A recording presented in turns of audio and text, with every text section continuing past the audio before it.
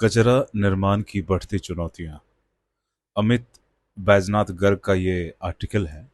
इसमें ये लिखते हैं कि भारत दुनिया में कचरा पैदा करने वाला सबसे बड़ा देश है, जहां हर साल करीब 30 करोड़ टन से भी ज्यादा ठोस कचरा पैदा हो रहा है, लेकिन हम इसका 60% ही निस्तारित कर पाते हैं। बाकी यह इधर उधर पड़ा रहकर पर्यावरण को प्रभावित कर रहा है। यह कचरा जल, वायु और भूतल प्रदूषण का कारण बन रहा है। देश में 75% से ज्यादा कचरा खुले में डाल दिया जाता है। विश्व बैंक की रिपोर्ट के मुताबिक राष्ट्रीय राजधानी दिल्ली में सबसे ज्यादा कचरा उत्पन्न होता रहा। इस मामले में दिल्ली ने मुंबई, बेंगलुरु और हैदराबाद जैसे शहरों को काफी पीछे छोड़ दिया है। इन शहरों में इलेक्ट्रॉनिक, प्लास्टिक जैसे कचरे को अलग अलग करने और सही ढंग से पुनर्चक्रित करने की पर्याप्त व्यवस्था नहीं है। इन शहरों के कचरा भराव पूरे हो चुके हैं। इन शहरों के कचरा भराव भर चुके हैं। इस समय दुनिया में प्रति वर्ष 201 करोड़ टन से ज्यादा ठोस कचरा पैदा हो रहा है। अनुमान है कि वर्ष 2050 तक ठोस कचरे का कुल उत्पादन बढ़कर 340 करोड़ टन तक पहुंच जाएगा, जो दुनिया के लिए बड़ी समस्या बन सकता है। हालांकि पर्यावरण विशेषज्ञों की राय है कि अगर ठोस कचरे का सही तरीके से निस्तारण हो तो यह एक नए विकसित उद्योग की जगह ले सकता है और रोजगार उपलब्ध कराने का एक बड़ा अवसर साबित हो सकता है। वर्ष 2009 में भारत के शहर प्रतिदिन 80,000 मीट्रिक टन कचरे का उत्पादन कर रहे थे। ये 2009 का आंकड़ा है।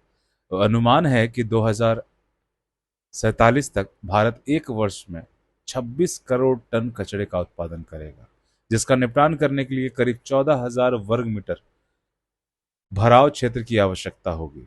यह क्षेत्र हैदराबाद, मुंबई और चेन्नई की संयुक्त क्षेत्रफल के बराबर होगा। वर्तमान में अपशिष्ट प्रबंधन के लिए नगर निगमों द्वारा निजी ठेकेदारों को जो ठेके दिए जाते हैं, उनमें ठेका लेने वालों को ज्यादा से ज्यादा कचरा लाने के लिए प्रोत्साहित किया जाता है। ठेके में शुल्क का भुगतान कचरा ले जाने वाले वाहनों की आवाजाही के अनुसार मिलता है। जितना ज्यादा कचरा लाएंगे उतना ज्यादा शुल्क मिलेगा। भूमि की लागत और उसकी उपलब्धता पर कोई ध्यान नहीं दिया जाता है। कई देश में कचरे के निपटान के लिए पूर्व व्यवस्था को बदला गया है और स्वीडन और अमेरिका में भराव क्षेत्र में कचरा फेंकने के लिए भारी प्रवेश शुल्क लगाया जाता है। 2013 में स्वीडन में कचरा फेंकने के लिए औसतन $212 प्रति टन वसूला जाता था, जबकि इसकी तुलना में अमेरिका में $150 प्रति टन वसूला जाता था। गौरतलब है कि भारत में शहरों को स्वच्छ सर्वेक्षण रैंकिंग साफ सफाई के आधार पर दी जाती है। रैंकिंग में कई वर्ष से इंदौर देश का सबसे साफ शहर बना हुआ है। विशेषज्ञों का कहना है कि ठोस कचरे के उचित निपटान में विफलता प्रदूषण बढ़ाती है। इससे कई समस्याएं हो सकती है, जैसे पर्यावरण प्रदूषण, वेक्टर जनित बीमारियों का प्रकोप, हानिकारक ग्रीन हाउस गैसों का उत्सर्जन, भूजल का प्रदूषण, परिवहन के दौरान ध्वनि और सूक्ष्म धूल, बढ़ती आबादी, शहरीकरण और बढ़ती प्रौद्योगिकी ठोस अवशिष्ट प्रदूषण के कुछ कारण हैं। ठोस अपशिष्ट से जुड़ी इन समस्याओं से निपटने के लिए ठोस अपशिष्ट का पुनर्चक्रण सबसे अच्छा तरीका है। वहीं कचरे को सूखे और गीले कचरे के रूप में अलग अलग करना, घर घर जाकर कूड़ा इकट्ठा करना, छटाई के बाद इसे प्रसंस्करण के लिए भेजना ठोस अपशिष्ट प्रबंधन के प्रमुख घटक हैं। कचरे पर रोक लगाने के लिए केंद्र सरकार ने 2016 में ठोस अवशिष्ट प्रबंधन नियमावली लागू की थी, जिसके मुताबिक भराव क्षेत्र का इस्तेमाल केवल ऐसे कचरे के लिए किया जाएगा जिसका दोबारा उपयोग न किया जा सके, जैविक रूप से नष्ट होने योग्य न हो और जो ज्वलनशील न हो और रासायनिक प्रतिक्रिया न करता हो। नियमावली में यह भी कहा गया है कि भराव क्षेत्र से कचरा समाप्त करने के लिए कचरे को पुनः उपयोग या उसे नवीकृत करने का प्रयास किए जाएंगे। यह भराव क्षेत्र की आवश्यकता पर जोर देने की अनुमति की पुरानी नीति को हटाने की दिशा में महत्वपूर्ण कदम है। भराव क्षेत्र के इस्तेमाल को न्यूनतम करने के लिए भराव क्षेत्र कर लगाएं। अपशिष्ट कचरे के निपटान के साफ सुथरे भराव क्षेत्र बनाए जाएं ताकि प्रदूषण कम हो। नवनिर्मित अपशिष्ट प्रबंधन प्रणाली का लक्ष्य कचरा मुक्त भराव क्षेत्र सुनिश्चित करना होना चाहिए। ठोस अपशिष्ट प्रबंधन चर्चा में इसलिए भी है कि लगभग सभी देश बढ़ते कचरे के कुशलतापूर्वक निपटान की चुनौती का सामना कर रहे हैं।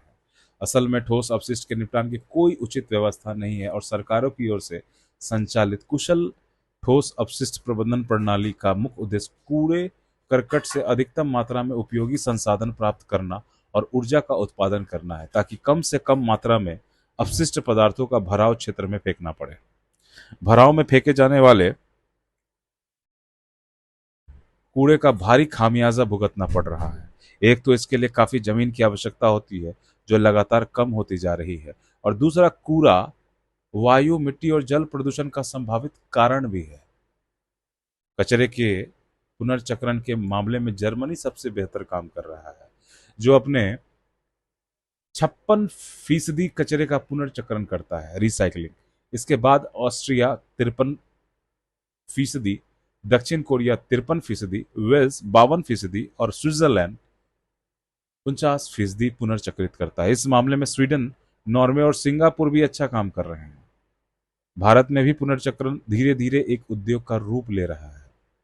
अहमदाबाद और त्रिवेंद्र अपने यहाँ के कुल कचरे का बड़ा भाग पुनर्चक्रित कर रहे हैं। हालांकि इस क्षेत्र में एक अस्थायी उद्योग का रूप देने के लिए बेहतर तकनीक और आर्थिक मदद की आवश्यकता है। एक अनुमान के अनुसार भवन निर्माण क्षेत्र में भारी कचरा पैदा होता है। पुराने भवन को तोड़ने के बाद निकलने वाली सामग्री बड़ी समस्या बन गई है। हालांकि आज कंपनियां इस कचरे के 75% से ज्यादा को रिसाइकिल कर रही है। इस कचरे से ईंटें, प्लास्टिक और कई अन्य ठोस पदार्थ बनाए जा रहे हैं। प्लास्टिक कचरा एक बड़ी समस्या है। इस कचरे का कम से कम उत्पादन ही दुनिया के कचरे से मुक्ति दिलाने में मदद कर सकता है। इस संदर्भ में विशेषज्ञ 4R का सिद्धांत अपनाने की बात करते हैं। इसमें पहला आर रिफ्यूज, यानी प्लास्टिक पदार्थों का उपयोग न करना। दूसरा आर का अर्थ है रिड्यूस, यानी प्लास्टिक पदार्थों को कम से कम उपयोग करना। तीसरे का अर्थ है रीयूज, यानी नए के बजाय पुराने प्लास्टिक पदार्थों का उपयोग करना। और अंत में रिसाइकिल, यानी पुराने प्लास्टिक पदार्थों का पुनर्चक्रण कर दोबारा उपयोग करना। इस तरह कुछ बातों का ध्यान रखकर हम कचरे की समस्या को काफी हद तक कम कर सकते हैं। धन्यवाद दोस्तों। ये जो आर्टिकल है ये आपके वेस्ट मैनेजमेंट के लिए काफी अच्छा है।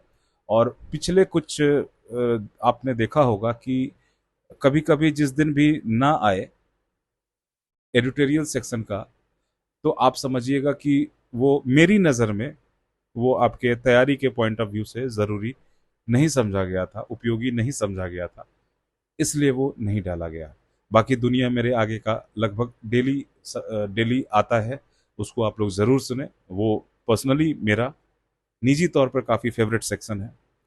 और बाकी जो भी आपके लिए मेरे तरफ से बन पड़ेगा मैं अवश्य वहाँ पे करूँगा। और अगर आपको मेरा ये प्रयास अच्छा लग रहा है तो आप इसे प्लीज़ लाइक, शेयर और सब्सक्राइब करना ना भूलें और अपने दोस्तों से इसे साझा करें।